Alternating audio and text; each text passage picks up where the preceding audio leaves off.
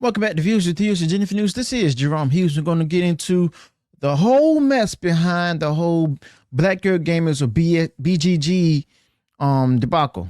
So this is also involving Gothix, okay? You know, the YouTuber who was also part of the group of BGG and everything. And yeah, she's exposing them pretty hard. So let's go ahead and get right into it, okay? So we all know Gothix, well-known streamer on YouTube and everything. She got into a bit of a tussle with, you know, Black Girl Gamers, okay? You know, the consulting agency, all right, which is a group all about lifting up Black women, as they say, in the gaming world. And this isn't just some sort of online drama. It's drama, excuse me. It's about some heavy stuff like how we all get along, what we believe, and how we talk about big ideas in our online spaces, okay? So Gothix isn't thrilled about how BGG or Black Girl Gamers and groups like it are doing things, okay? So Gothix is not just vibing with this whole DEI thing that they push, calling it too much like Marxism, which she believes just ends up splitting people apart instead of bringing them together. And Gothix says that, you know, she left Black Girl Gamers not over some personal issue, but because she couldn't stand the way these big ideas were messing with the group's dynamics, okay? So Gothix originally joined BGG looking for a safe space or a safe spot away from the racism she faced while gaming. But over the time, you know, Gothix felt boxed in by the group's strict beliefs and said no thanks to their way of mixing politics and the community of gaming. And she's been pretty open about her change of heart, especially in response to a long post Black Girl Gamers made trying to call her out. And Gothix, she's all about, you know, speaking up against what she sees as harmful ideologies taking over spaces that are meant for support and unity. Now, Black Girl Gamers didn't just sit back. You know, they dropped a mega post trying to prove Gothix was wrong, saying they were always there for her against the racist trolls. But Gothix threw that right back in their faces, pointing out where she thinks they've gone off track, especially when it comes to shutting down anyone who doesn't toe the line that they on every issue. And also the whole scrap might have seemed just like some sort of online drama, but really about more. You know, it's about how we handle tough topics in our groups, how we keep things open for everyone, and how we make sure big complex ideas don't end up tearing us apart instead of bringing us together.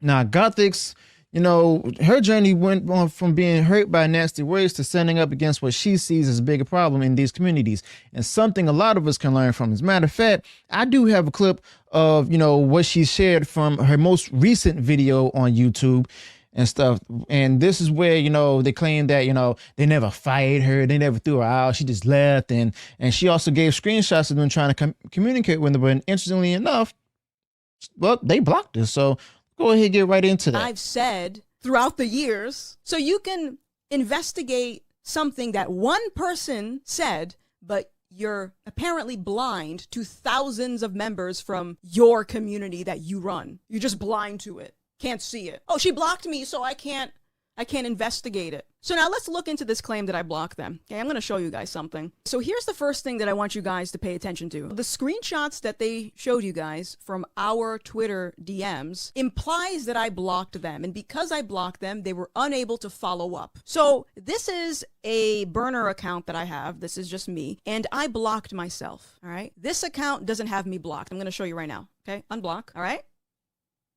See, it doesn't have me blocked. So I'm going to block it again. Block. Okay. And now I'm going to go into my DMs and I'm going to show you what it says. So here's a tweet that I sent to myself, right? You can no longer send messages to this person. So in other words, BGG blocked me. And even though they did that, it still appears as though I'm preventing them from reaching out. No, you have me blocked. Okay. Actually, you have me blocked. What do you mean?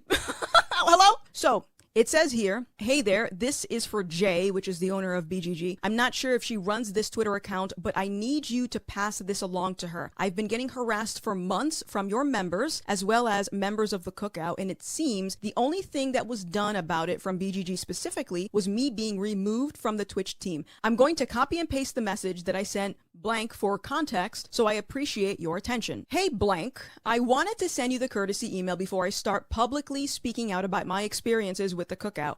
Ideally, I would appreciate you take some action to address this further, as nothing has changed since I initially alerted you to the harassment I was getting on Twitter and Twitch. This entire weekend at TwitchCon, I learned from numerous cookout folks that they were getting harassed for coming to my meetup or getting confronted via DM because they are still associating with me. For more context, my POC supporters are the ones getting harassed, which is just like a cult, by the way. You know, imagine going to a convention and being approached by the other blacks and them getting mad at you because you're associating with the quote-unquote anti-black. You can't talk to her. Why are you talking to her? That is a cult. Here's the part that they conveniently left out when they posted that screenshot. And then yesterday, I'm sure you saw the subtweet from blank boasting about how I'm using my mental health as a ploy to manipulate people. I had a suicide attempt during my break as a result of the mass amounts of hate mail I was getting from cookout members, hate mail and memes. Like I said, I was very fragile back then.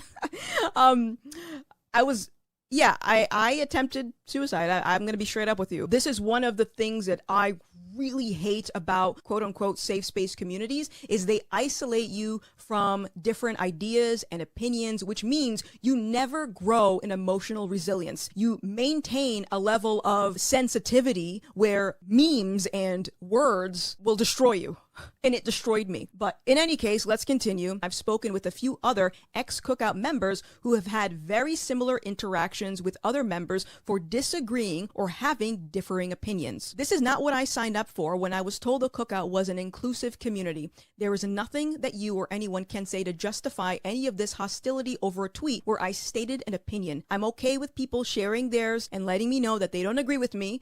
I'm not okay with being personally attacked for it. I'm really sorry, blank, for bringing this up, but enough is enough. I'll be sending a message to Black Girl Gamers as well, as you both share a lot of the same community members. And so as you can see, they responded, hey, I'm sorry to hear this. I'm keen to investigate further. Can you let me know any of the individuals involved? And then you blocked me. And then you said I blocked you. So this is why they conveniently left out that part of the message that I just read to you. Because in this message, I specifically mention a community member of Black Girl Gamers and what they were saying. And of course, if they included that in the tweet, then it would show that they actually didn't do anything. Oh yeah, safe space. You're against bullying. This is a space of inclusion. Healthy debate is natural, you say. Yeah? Wow. She really tore into them. She really exposed them for who they are. And all of this wouldn't have happened if Black Girl Gamers didn't do what they did before. Go ahead and try to make threats against that park place to take legal action against them, and also sending them a cease and desist letter. Okay. But Gothix beef with BGG or Black Girl Gamers isn't just about them. You know, it's a heads up for all of us on online communities, whether it's gaming, entertainment, so on and so forth. It's about making sure we're really listening to each other, not just sticking to our corners. Okay. And Gothix versus Black Girl Gamers, you know, it's not just some big spat. It's a reminder to think about what we're all doing here online and how we can keep things real, open, kind, and even when we're tackling the big stuff. Okay. And the whole mess with Sweet Baby Inc., which all of this is stemmed from, by the way, a company that also advises on making games more woke, really stirred the pot. Okay. At first, a bunch of game news on folks were on Sweet Baby's side, making it seem like they were the ones getting picked on. But the truth came out that Sweet Baby Inc. was actually going after gamers. Okay. Trying to get some folks banned just for pointing out which game Sweet Baby and had hand in. Okay. And this whole drama opened a lot of eyes to something that a lot of us didn't think much about before, which these consulting firms like Sweet Baby Inc. and Black Girl Gamers that push for different issues in gaming are a bigger deal and have more influence than we realize. Okay. Also, Black Girl Gamers or BGG, which is like I said, a group that gives advice to game companies, got in the hot water for backing up Sweet Baby Inc. Okay. And they caught a lot of flack for it. And people started calling them out for only wanting Black women to create Dungeons and Dragons stuff, which rubbed some people the wrong way because it seemed like they were picking people based on race and gender. Now, that Park Place, which is a news outlet, shout out to them, made a big deal about it, of course, and BGG clapped back, saying those accusations were all wrong and that the news folks didn't do their homework. After all of this big mess, BGG or Black Girl Gamers got a legal warning, a cease and desist from that Park Place, but they fought back with the help of that they fought back with the help of Ron Coleman, who's a really sharp lawyer. And things got even messier when Gothix used to be a part of Black Girl Gamers, and she spoke up against them. Gothix wasn't happy with how they're dealing with diversity and being inclusive, claiming they only kicked her out because she didn't agree with everything they stood for. Gothix leaving them and then talking about it stirred up much more trouble, especially since it happened around the time people were arguing about a black actress playing the Little Mermaid, a topic Gothix has shared their thoughts on before extensively. And in response to big uproar, Black Girl Gamers wrote out a detailed statement to defend how they do things and explain the rules they follow. And their community guidelines are pretty clear about not allowing any form of racism, negative attitudes towards transgender individuals, judging people based on their social standing, or discriminating against anyone for their identity. And they're saying, hey, we're not about that life. But laying all of this out hasn't really silenced the critics. Even with Black Girl Gamers' effort to clear the name, the controversy hasn't even cooled down. Okay, the backlash hasn't even stopped. On the top of that statement, they've been trying to dodge more trouble by turning off the ability for people to reply to their posts on social media. It's like they're putting up a shield to block any more negative vibes coming their way. But even with those moves, they're still catching flack. Okay, showing that the statement and social media tactics haven't been the magic fix they might have hoped for. Okay, now the drama surrounding Black Girl Gamers as well as Sweet Baby Inc. has really put the spotlight on the ongoing struggle in the gaming community to try to embrace diversity and be more inclusive. But that's not just about trying to make the gaming world a more welcoming place for everyone. It's also about how these consulting companies, which are supposed to, guide game developers on these issues, are actually stirring the pot and sparking a lot of heated discussions. Now, this whole mess shows us two big things. And first off, it's tough for organizations like these to try to tackle issues of diversity and inclusivity without stepping on some toes or causing any controversy. Now, they're trying to do something they believe is good, but it's a minefield of strong opinions and delicate sensitivities that causes much more division rather than unity. And the second, it highlights just how divided gamers are or can be when it comes to these attempts at making changes. Some gamers really support these efforts, seeing them as a step towards a more inclusive and diverse gaming culture, but others are actually pushing back hard, seeing these moves as unnecessary or even harmful to gaming, which I agree.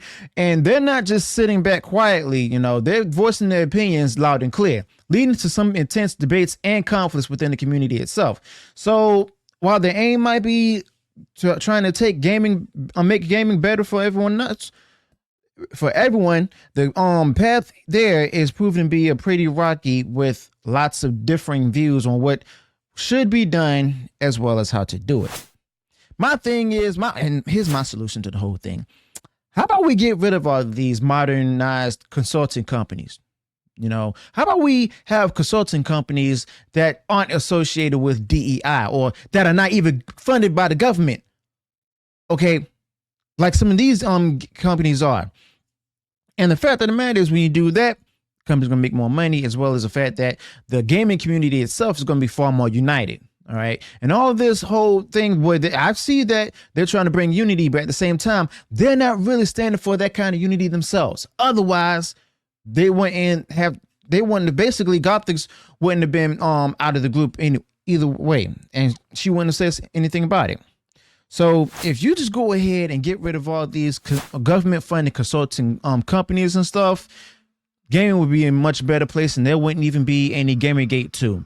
So let me know your thoughts about this in the comments below. Do you think that Gothix was right? Do you think that she did a good job putting out the receipts and stuff after the 33 long thread that she shared from X? Or do you think she was wrong? And do you think, who do you side with? Do you side with Gothix or do you side with Black Girl Gamers? Let me know your thoughts about this in the comments below. Also, be sure to include any additional thoughts that you might have on this particular topic. If you enjoyed what I shared in this video, go ahead, smash the like button, share far wide across social media. And if you have done so already, you enjoyed all the content I put out there, go ahead, subscribe to the channel, click the bell notification, so that way you notified future uploads and updates. Until then, peace.